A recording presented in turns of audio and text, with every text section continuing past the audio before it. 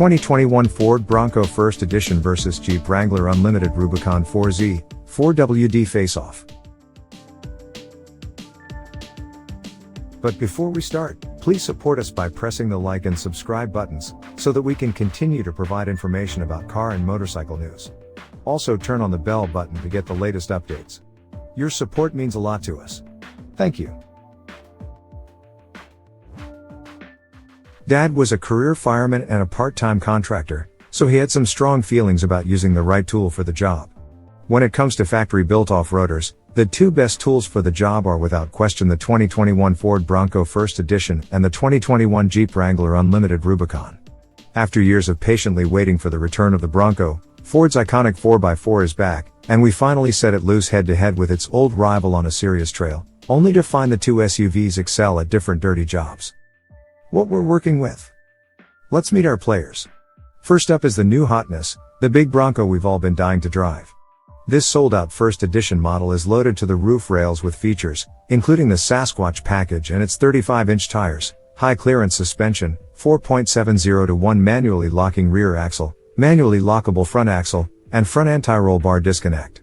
Also on board are the Bronco's available heavy-duty modular steel front bumper with brush guard and full underbody protection, including skid plates and rock sliders. It's also fitted with the nicest interior offered, the biggest infotainment screen, best stereo, and Ford's Copilot 360 driver assistance tech suite. Under the hood is a 2.7-liter twin-turbo V6 with 315 horsepower and 410 pounds-to-foot of torque backed by a 10-speed automatic transmission and an electronically controlled four-wheel drive transfer case with low range. Next is the rig that needs no introduction. The Wrangler Rubicon is the standard bearer, the last old-school off-roader with manually lockable live axles front and rear, a front anti-roll bar disconnect, steel bumpers, skid plates, rock sliders, and 33-inch tires. This 4Z plug-in hybrid model is decidedly new school, combining a 2.0-liter turbocharged e-torque i4 with an electric traction motor for a total of 375 horsepower and 470 pounds-to-foot of torque. The combo is connected to an 8-speed automatic transmission and a manually shifted transfer case with low range. Both the Wrangler and Bronco tested here are 4 doors, which are slightly less capable off-road than their 2-door versions, but are guaranteed to outsell the 2 doors. At Jeep, 4-door Wranglers outsell the 2 doors 6-1. Similarly, both are equipped with automatics, which outsell manual transmissions by an even wider margin. In short, most people will actually buy these 4-door automatic variants, rather than the shorter wheelbase, stick-shift versions we hold up in our heads as ideal off-roaders. The big question: which off-road's better? We'll get to things like ride and handling and interior and all that, but we need to answer the most important question first: which is the better off-roader? Ford claims greater ground clearance, a better breakover angle, and a slightly better approach angle thanks in part to those massive optional tires. None of that matters, though, if you don't have grip, and the Bronco doesn't. Blame Ford's decision to equip the Sasquatch Package with mud-terrain tires instead of all-terrains. As a result, the Wrangler was able to climb up challenging desert obstacles with far greater ease than the Bronco. Out at California's Roar Flats off-highway vehicle area, there are only 2 trails wide enough for 4x4s, and they're both rated most difficult. Extremely steep hills dotted with both boulders and the deep holes of previous attempts at them result in a trail that only Wranglers and Broncos can tackle. Throw in loose, dry dirt that's alternatively silty and sandy, and the tires make the truck. Just to be sure, though, we aired both trucks down to 30 pounds per square inch all around for extra grip.